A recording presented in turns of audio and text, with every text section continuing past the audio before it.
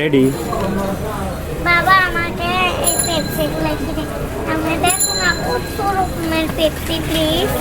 আব্বু এগুলা খেলে তোমার ঠান্ডা লেগে যাবে, তো তুমি এত এত এমনি ঠান্ডা তোমার লেগে আছে, তুমি কি এগুলো খেলে তুমি আর যদি অসুস্থ হয়ে যাও? কথা শুনবে? ওকে, আর খাবো না। সত্যি? হ্যাঁ, ফ্রিজে না থাকা ওগুলা খাবো, বাড়িতে বানিয়ে খাবো। আর ফ্রিজে গুলা কখনো খাবে না? না। তারা না শুরু করো। সত্যি? ইয়েস সত্যি বলতেছো? ইয়েস। তা হয়ে দেখে। আচ্ছা ঠিক আছে, তাহলে আমি তোমার কথা শুনলাম। ওকে ওকে, তাহলে সবাইকে বলো। সব চ্যানেলটা সাবস্ক্রাইব করুন, চ্যানেলটা শেয়ার করুন।